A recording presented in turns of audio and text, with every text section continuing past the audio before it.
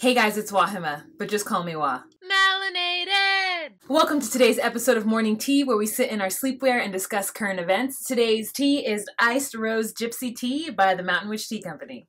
So let's start with international politics. Here's the tea. The Iraqi Prime Minister is claiming a victory in Mosul. He's saying that they have liberated the city and they have rooted out ISIS. So let's hope that that is true. I mean, they still have a long way to go to root out ISIS in general, but taking back over the city of Mosul is a big deal. So hopefully they can keep it. So 19 of the world's richest countries got together in Hamburg, Germany, to talk about globalization in the world market. So mainly the things that at the G20 they talk about is globalization, which has to do with the global market, with trade, and they also talk about climate control. And, you know, Germany's chancellor was very opinionated when it came to the United States pulling out of the Paris Agreement. So there was a lot of protests in Hamburg as well. The local police of Hamburg were very upset with the fact that they decided to have the summit in the middle of the city. So there was a lot of security risks, especially with all those world leaders there. So places like Brazil, China, Mexico, Italy, there's a lot of countries that are involved in this. Though there was a lot of protests there because people are against capitalism and against globalization. There are a lot of people who don't want their countries to interact with other countries in trade. They want to stay very insular. Now, am I for or against globalization? At the end of the day, I believe that capitalism, because I benefit from it, I think is better. Now, if you are somebody who does not benefit from capitalism, you might feel opposite. And my conscience makes me go, capitalism is bad. But, you know, I don't think that I would thrive in a country that wasn't capitalist. I'm going to have an article down below that breaks down everything, so if you guys are really interested in globalization and the GDP and what that means, I'm not going to go into it, but just know that, you know, there were protests, there were things happening, and there was a conversation between Trump and Putin, which, you know, the left is like very annoyed with, and the right is like, well, let's see what happens. So let's move, actually, since we're going to talk about Trump, let's just move into some domestic politics that's going on. Here's the tea. So remember I told you guys that Jared Kushner, who is Ivanka Trump's husband, met with Russian folk before the election or during the election? Well, he's now saying that he met with those Russian lawyers and he met with the ambassador to Russia for adoption. Okay, if that's what you say that you were there for, that's what you say that you had a conversation about is adoptions, then so be it. And so another thing that's happening that people are very upset with is that Ivanka Trump actually sat in for the president on a meeting, and lawmakers are really confused as to why someone who is unelected and unqualified is sitting in on a meeting that usually a member of the president's cabinet or the president himself sits in during the G20 summit. So part of me as a female is like, let Ivanka live her life. The other part of me is just kind of like, it's nepotism, and we knew it was going to happen. Like, I'm really annoyed with the left complaining about things and then not doing anything about it. If the Russia scandal or Russia meddling into the US elections cannot be proved, let's just stop talking about it. I can no longer be outraged by the things that happens with his president. He's doing everything differently.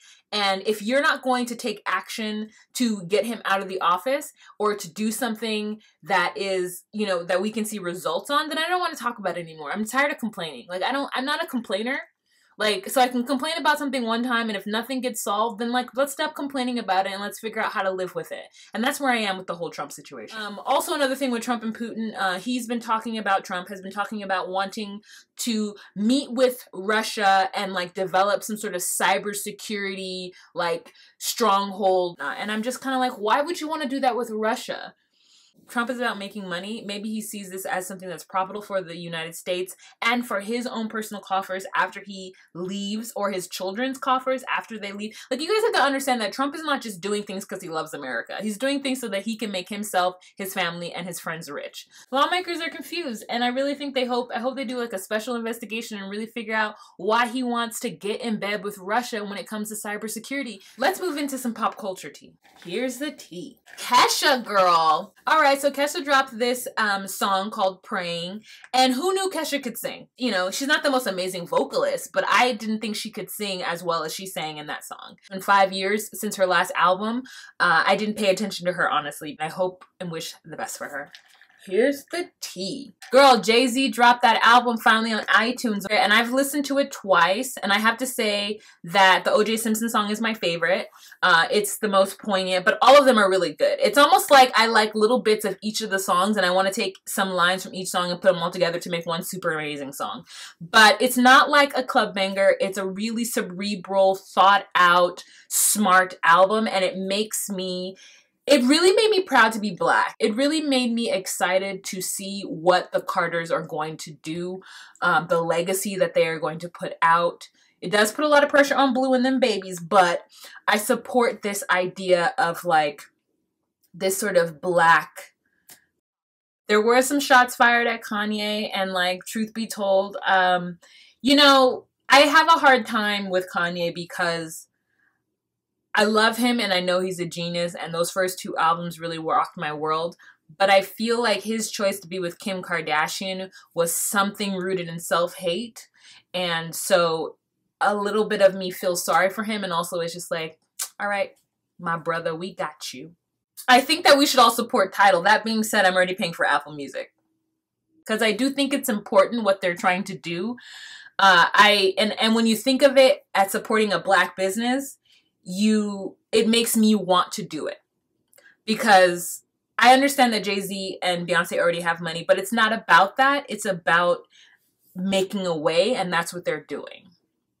So there are things that are problematic with certain Black artists who are out there for me, but I think if they're doing something to try to help the community or to try to move us forward and, you know, create a legacy, I would have to support that. And I think that this album really helped me see Jay-Z in a different light. And I haven't necessarily been the biggest fan of his. Like, there are some songs of his that I love, and most of the songs I don't know what he's talking about or care about. But this album I think is really good, and I'm going to continue listening to it because I really want to.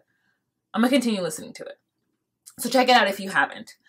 Moving on, speaking of Jay-Z's awesome album versus someone else's not awesome album. So here's the tea. TLC raised money a while ago for fans to help them produce an album. A year after they said the album was going to be out, the album still wasn't out, and so fans were then asking where the album was. So TLC dropped the album the same day that Jay-Z dropped his album, and no one paid attention to TLC's album, and those that did said that it was terrible. Are they TLC though? To me, Sexy Crazy Cool was the best album. And then, you know, but folks gotta eat. Let TLC make their money. They will always be in our hearts. Here's the tea. Nelson Ellis passed away, you guys, of heart complications. He was 39 years old. You would know him as Lafayette from True Blood. He also played Martin Luther King in The Butler. He was also in The Help. He's such a good actor. He's such a good actor. And it makes me so sad because I was really looking forward to seeing more from him. And my heart and prayers goes out to the family. It just makes me so bummed. It makes me really sad. All right, so let's move on to some domestic news. Here's the tea. The KKK had a rally. They had a rally in Charlottesville, and there was counter-protest, because they were having the rally in protest to the fact that they're taking down a statue of Robert Lee. You know, they gotta go. Put them in a museum. That's where they belong. They don't belong on the street so that we can look at them and see, you know, this terrible history that this country has. People were arrested. People were chanting, "Go away, white supremacists, racist, blah, blah, blah." And, you know, the Ku Klux Klan was saying white power. I decided to talk about this because just so that you guys are aware that things are happening with the Ku Klux Klan. Like, you know, the KKK is a terrorist group, and if we're going to talk about ISIS and ISIL, then we should talk about the KKK as well. And everyone in this country who watches my channel should know that the KKK is doing things, okay? Freedom of speech. No, they're a terrorist group, you guys. They are a terrorist group. Why do they have freedom of speech rights in this country? I don't get it. I don't get it.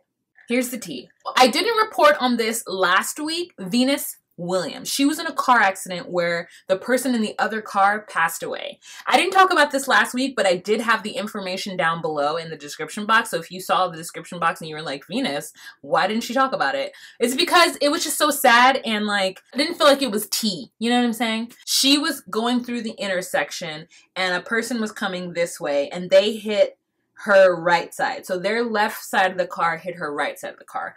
Originally, it was said that it was her fault. And the man in the other car, who's about 75 years old, ended up dying from complications from the accident. And the other person who was in the car with him is just injured. And after a match she was playing, one of the reporters asked her about this incident, and she like broke down crying. She couldn't even talk about it. And it's just so sad. Like, it's so sad when you're involved in a car accident and someone else dies, like some, you know, and you're being told you're at fault. Like, it's devastating, you know. But now there's footage and evidence that's come out that it proves that it's not her fault. When she entered the intersection, her light was green, and it changed while she was in the intersection, because I believe it was a large intersection, and the person who was making a left turn went forward even though she was still coming. And by law, because she hadn't completed her move, the person had to wait, and the person didn't wait. I'm really sad that the person died, but I'm glad that Venus isn't going to be penalized for manslaughter, because that's terrible. All right, you guys, so that's it for this episode of Morning Tea. If you have any questions, comments, or concerns, please leave them down below. If you have any topics that you want me to discuss in Morning Tea, please go on ahead and @ me on Twitter, @ me on Instagram at any time during the week, and let me know what those topics are so I can look them up and give you my version of the tea. If you would like to become a patron and support what I do here on this channel, links down below to my Patreon account, and go on ahead and become a patron. All right, you guys, thank you so much. Be you, be true, and take your place. Thank you. Bye.